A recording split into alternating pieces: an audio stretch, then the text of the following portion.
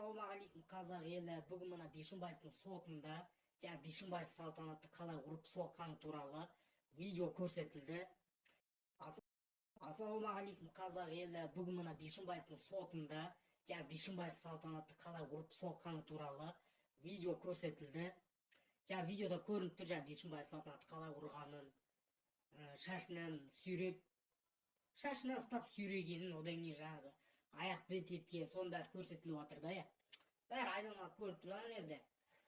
Сонда мына Бишімбаевтың адвокаттары бүйтеді ғой, Бишімбаев дейді, салтанаттың денсаулығына зақым келтіретіндей ұрған жоқ дейді, типа. Зақым келтірем деген мақсатпен ұрған жоқ дейді. Өйткені ол алақанмен ұрды дейді, жұдырығымен ұрған жоқ дейді. Одан тағы бір очки таққан бір адвокаты бар екен, мына кімнің, Бишімбаев тұрады да бүйтеді ғой.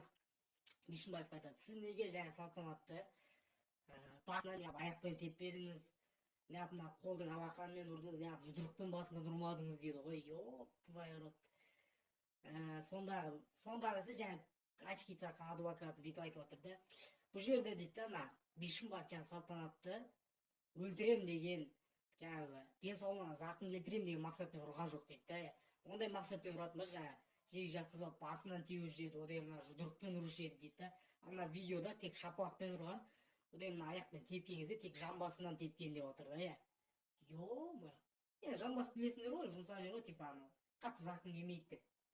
Надан болмайды екен адвокаттар. Одан дейді, Бишімбаев айтады ғой бағана, салтанатты мен сатым дейді, дәубені сосын қой бере салған кезде өзі барып туалеттің ішіне дейді, өзі барып унитазға басымен соғылды дейді. Сол кезде басы көгерді жарақат алды дейді. Сол кезде тамағының мына жері былай жырылып кетті дейді. Сол жерінен қан ағып кетті дейді. Не деген адамдар. Сөйтіп соттың сол жағында сол жерде болған Бишімбаев, одан көмекшілері бар ғой, ана жерде көмектескендер, одан салтанаттың барлығының телефондарын алып қойды ана жерге. Ішінде перепискаларын көреміз депші. Бірақ олардың зарядкалары отылып қапты.